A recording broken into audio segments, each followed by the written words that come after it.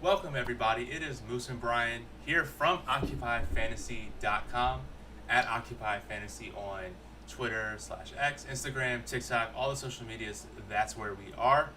I'm your host, Moose, at CFP_Moose on Twitter. X is where you can find me, alongside Brian, CEO of OccupyFantasy.com. Brian, how's it going? What's up, Moses? Feel like it's been a minute since you and I have done a stream together, right? So good to see you, and we are right in the heat of Mr. Krabs' overwhelmed meme with a million preseason games and UFC starting in 30 minutes and watching the Olympic basketball gold medal game. Yeah, I was going to say I have about 75 tabs open right now of different things. And computer's struggling. Got this brand new computer and it's already struggling. But no, we're here for 30 minutes max, 25 minutes, 30 minutes to answer your questions, to talk to you guys through this slate here that locks in a couple hours for NFL preseason. And Brian, I want to just start off by saying, once again, our info is pretty damn good. Oh yeah, dude.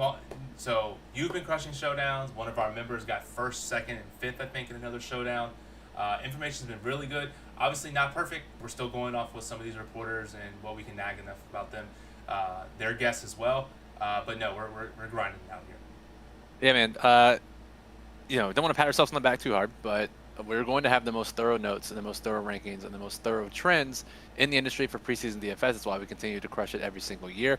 And yeah, we've seen some members, admittedly, struggle through 2-3 slates, especially if you're only playing one lineup. It can be really tricky.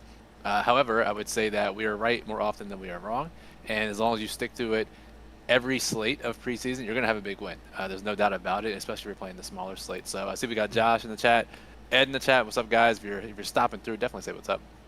Absolutely, yeah. And so this show, again, 25, 30 minutes here to answer questions, kind of go through the slate, some high level, what you can expect with an OccupyFantasy.com membership, how we can help you out, and all that stuff. So obviously what you see on screen here is the DraftKings lineup screen. Just had that up there. But our flagship product for this is our daily plug, which you can see on screen on here. And I'm actually going to go ahead and post this in chat as well, so you guys can go ahead and click on that. But notes, trends, expectations, all that good stuff for all players that we can find information on across all of our different sources. Now, this is the actual one behind the paywall. So, Brian, we're going to go ahead and show one from a few years ago to show what type of expectations we have here. So, why don't you talk a little bit more about the stuff that I missed, if you want to keep going with that. Yeah, no, you're all good. So the plug just posted for tonight's slate maybe 20 minutes ago. And what you get in there are the rankings, our playing time notes and expectations for every single team, stacks for every single quarterback on the slate, lineup strategies, and it changes every slate. Despite our high arcing strategy for preseason being similar, it does change from slate to slate, the micro aspects. And tonight, for example, we actually have a lot of quarterbacks. Yes, it's a 5-game slate, so that contributes to this. But we have a lot of quarterbacks that are going to play roughly the same amount of time, which in the end means that quarterback is not as important of a piece of your lineup tonight, which is very different than if you play regular season DFS. We have 8, 10, 12 guys that could play around the same amount. How they perform, it's really out of our hands. It's out of everyone's hands. You just need a guy that's going to give 5, 6 points, and if you luck out and you get the quarterback that scores double-digit points, you have a little bit of an edge there. But running back is tricky tonight, while we have a shit ton of receivers that are in great spots. So that I would say most that differs drastically from the first couple of preseason slates we've had so far. Absolutely, yeah. I've been struggling to find good wide receivers to play. Glad that we have some on the slate now. And I will say, back to the stacks thing, there's so many different. That's probably one of the most beneficial things. If you're just trying to build just a couple lineups, one lineup, whatever. You're like, I don't know who this 8-string wide receiver is going to be useful for. You can go ahead. Oh, he's going to be playing with this quarterback. What kind of time is he playing? Oh, he's playing for a quarter. Perfect. I love this combination. Let me go with that. So the stack section there is absolutely what I love. And it's extremely helpful for Showdown, especially. A lot of my Showdown correlations are from the stack section in particular. So, if you're playing Classic, it doesn't necessarily matter who the quarterback for is playing with for the most part, but if you're playing Showdown, it does matter. Yeah, and you can speak to this too, Brian, is a lot of those people, especially in the second half slates that DraftKings posts sometimes, the ownership is just absolutely nuts. Yeah, it's so bad. I mean, even now in Showdown, you'll see guys that are definitely going to play at least a quarter be like 5% owned, and they're going to touch the ball, whether a running back or a quarterback. It's kind of crazy. So I see we got Jay Studs in the chat. Josh, what's up, everyone? If you have questions about tonight's slate, throw them in the chat. Moose, I think we should give the people what they want. Let's give maybe a pick or two at each position, and I can explain the reasoning. And if people have questions beyond that, we can certainly answer those as well. Okay, so I am going to pull it up on the other screen so you guys don't see all the top plays. I don't know, might get a little frisky at the end. Show you guys, but for me, I don't know. So we're talking about quarterback, and I don't know if it's just because I've been picking these guys a lot, not this guy in particular, but this team in general and best ball a lot. But Kyle Trask, I love him tonight.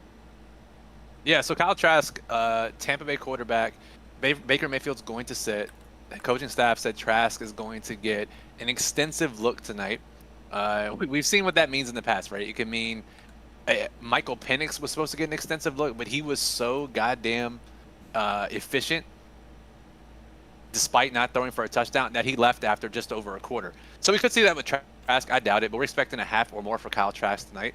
The other guy we have is our top play, Moose. And again, all these guys are going to play roughly similar. We literally have 12 guys listed at quarterback as top plays tonight. 2 are low risk.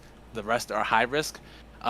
Trask, because he could play 3 quarters, is why he's one of our top plays. But the other guy, Moose, is Malik Willis, who, if you played preseason DFS in the past, you know about Malik Willis. And it's really hard to deny his fantasy ability. And I wouldn't fault anyone if they play Malik Willis, despite knowing he's going to play a quarter to quarter and a half. We think he's going to play closer to a quarter and a half. Maybe he gets a full half, depending on how the playing time shakes out. But listen to this, Moose. In 6 career preseason games, Okay, Malik Willis has 289 rushing yards. Like, doesn't sound real. it does not sound real. The dude runs like crazy. And for those who are tired of your quarterback not running and going 3 for 10 and scoring 2 points, Malik Willis is your guy, because he's at least going to run and score 2 points via his legs. Anything through the air is a bonus. So those are probably the top 2 guys, Moose. And I would not fault anyone for playing Willis over Trask tonight. Absolutely, yeah. And again, there's tons of other high-risk quarterbacks that we have as well. Again, they're all roughly going to play the same amount of time. Just their ownership's going to be crazy low. So if that's the route you want to go, you can do that as well. Next up for running back, I did the first one. Brian, I'll let you pick this one first.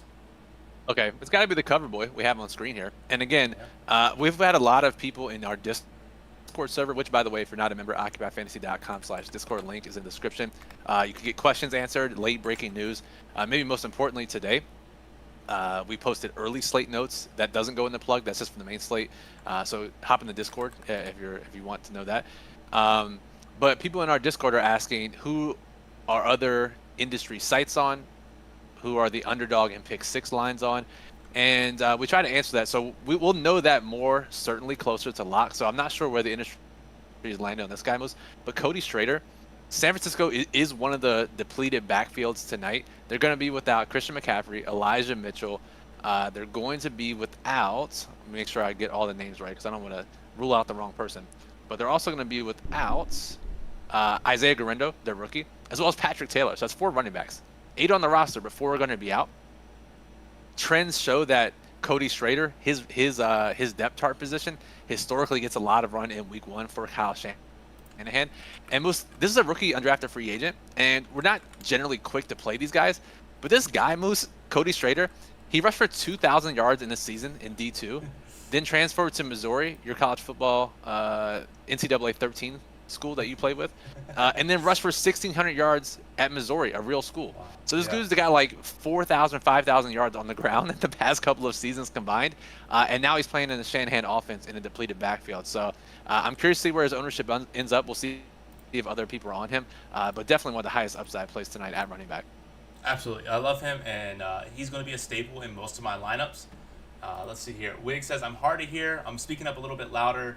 If that's better, let me know. If it's worse, I'll just start yelling and annoy my wife in the other room. But Brian, so for me, a pick that I like, you're gonna have to monitor his pregame availability. But Kimani Vidal, I think I got that one right. Yeah, I think so. It's close enough. Yeah. Yeah, close enough. For the Chargers, Greg Roman's been actually impressed with him. Said preseason would be his time to shine. He did miss practice early in the week, so you do have to monitor his pregame availability. But again, those are the type of nuggets that you want to find where the head coach or offense coordinator is like, I want this guy to shine. I want him to get some reps in. He's good. He's not going to be able to get these type of reps in the regular season. Let him play. So someone like that as a high risk play, I like as running back. I like that as well. And again, running back is extremely thin tonight. So, it's not like some of these other slates where we have very definitive plays. And again, that can change pre-lock. We've seen it very clearly change so many times. A couple times so far this year already, and definitely in preseasons past. So we'll see how that plays out. So Moose TKO says, any prize pick plays? I don't have the lines up right now. I can pull something up, see if I can give something for you, TKO. Because Moose and I both have been playing in Underdog and Pick 6 and Prize Picks for preseason. The lines are pretty stale, so I'll take a look and see if I can get it for you, TKO. So I think that tell me what you think about this one, Brian. I look at it on Underdog, 46.5 passing yards under for Joe Burrow. He's played like 2.5 snaps his whole entire season in the preseason. Yes, they did say he's going to start, but for how long? Even as a diehard Bengals fan, I don't even see him finishing a series. I think that under is one of my favorite prize pick plays. Yeah, that's a good call, Moose. You pointed out to me earlier this afternoon, Burrow under pass yards on all of these pick'em sites is definitely the move. Like you said, 3 career preseason snaps. Beat reporters expecting to play 1 series at most. Just double check pregame that he is going to play. That's mostly for Pick 6. It doesn't matter too much for Underdog and Prize Picks if he doesn't play. But definitely, Burrow under pass yards. He would need a deep bomb, which he can do, obviously, but the odds say that he's not going to get enough attempts to comfortably go over 44.5. Yeah, I actually saw something earlier today about how he just wants to get back in the huddle and something that you can't do in practice when you're not getting hit and stuff like that. So I honestly see less than a series for me.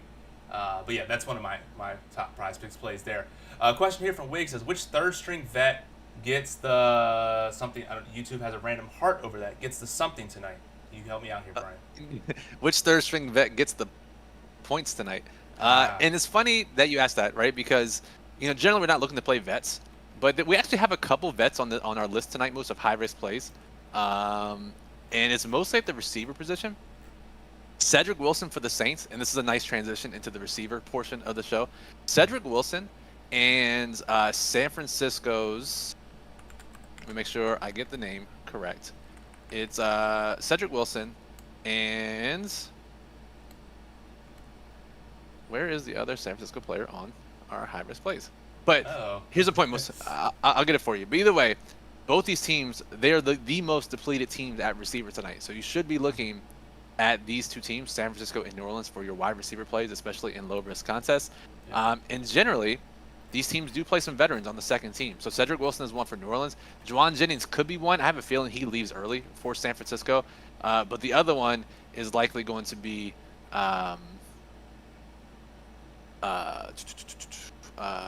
Tay Martin, Ronnie Bell, and Trent Taylor. Trent Taylor is the veteran one that I was thinking about here. Trent Taylor for San Francisco. So it's Trent Taylor as a veteran. Again, we like the younger guys better, but Trent Taylor and then Cedric Wilson for New Orleans are if we had to pick veterans who would score some points tonight deep into games. Absolutely, yeah. Speaking of the New Orleans wide receivers, looking at some trends, Brian, one guy stands out here at A.T. Perry. I remember, as I talked about on stream with Chuck, when I was doing data stuff for the college plug, A.T. Perry, A.T. Perry would always be number 1 in any list when you sort it. So I would always be in tune with him. Again, if the trends show, there's a chance he plays almost a half. And as explosive and as good as he actually is, someone like him has to be a top play for me. Yeah, totally agree. He's the guy we love. And again, we expect the second teamers to get most of the run. Historically, Dennis Allen's groups, the second team has run the most in the preseason. And A.T. Perry in a depleted wide receiver group. I think some people may be hesitant to play him because he probably has a roster spot locked up. He does have a roster spot locked up. He's still competing for a starting job, but he's still trying to prove that he can be in the rotation, be on the field in the regular season. So yeah, I agree with. I like A.T. Perry. Absolutely.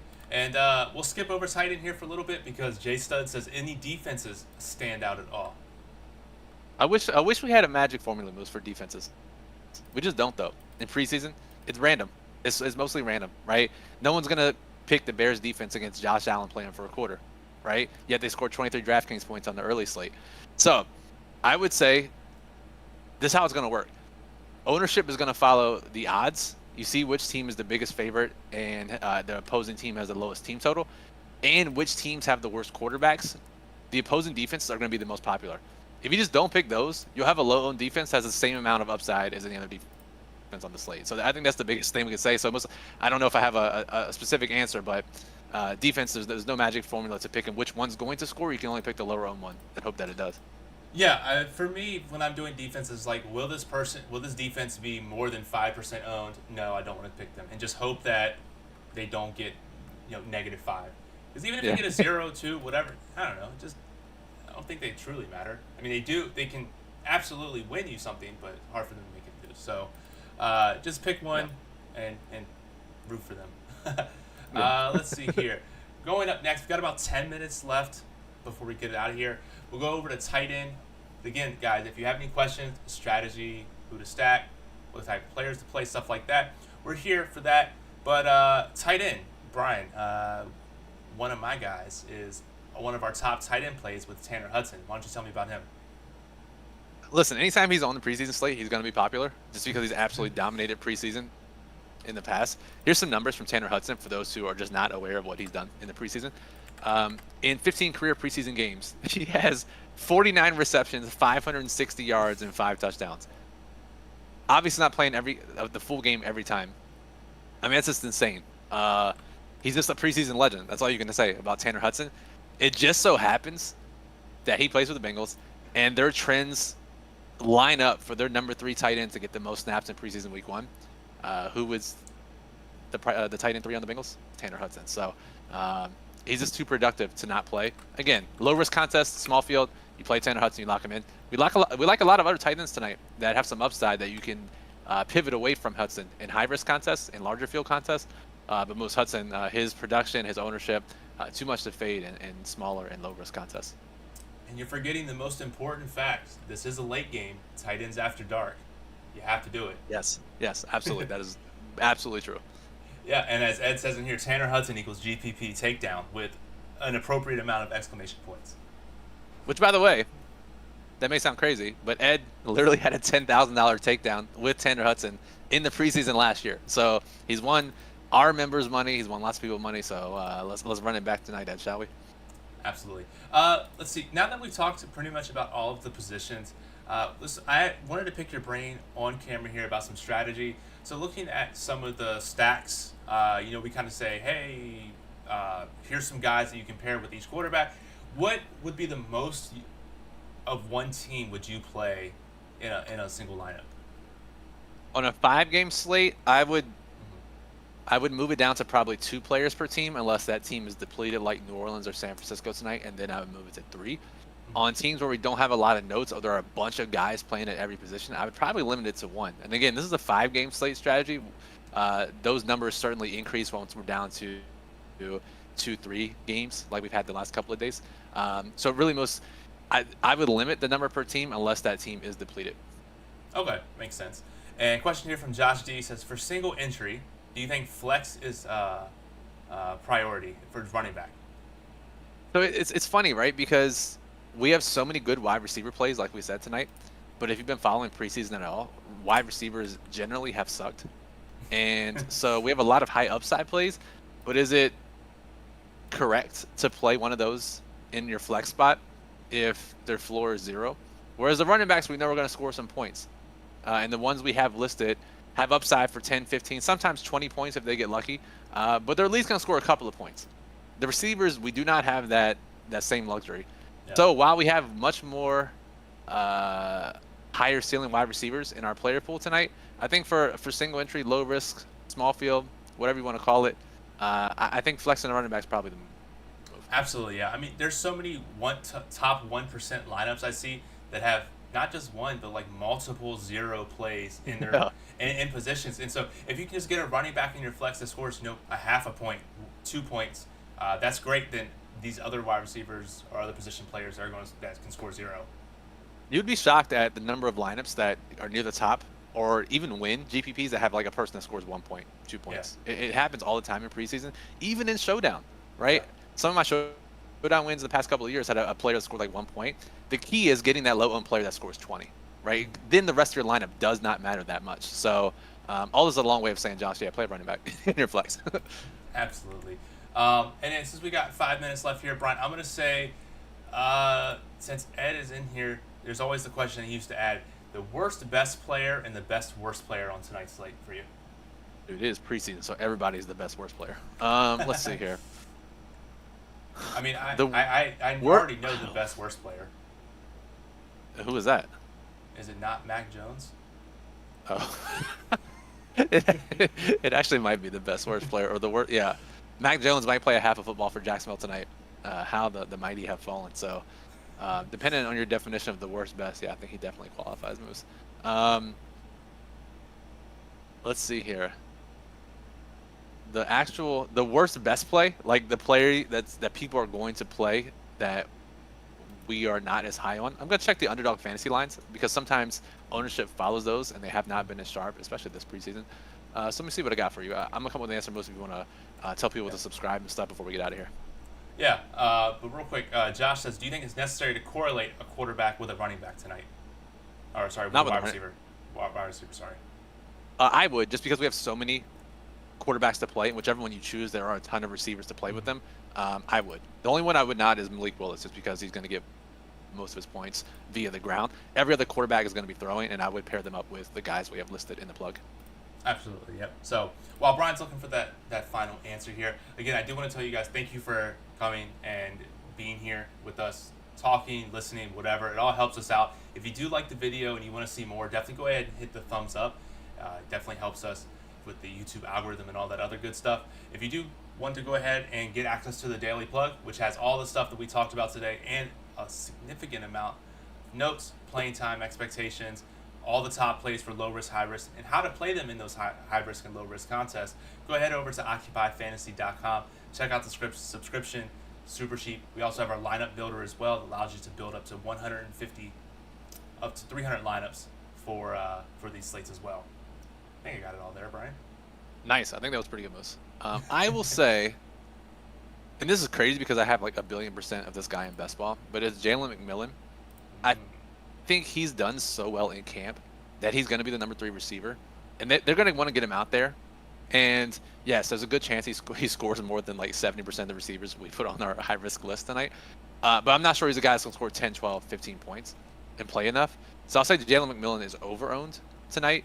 He is the worst best play because he's one of the more talented guys on the field tonight up for any team. So McMillan, he's in our high-risk wide receiver section just because he's so talented. I'm just not sure how much he's going to play. We talked about it in Discord and on these videos the past couple of days where some of these rookie or younger guys who have roles filled or have impressed so much in camp that they could play like 30 snaps in the preseason as they continue to get their feet wet, or they're so important that these teams play him like 5 or 10 snaps. I'm leaning towards him 5 or 10 snaps. We have so many other guys that are going to be good plays.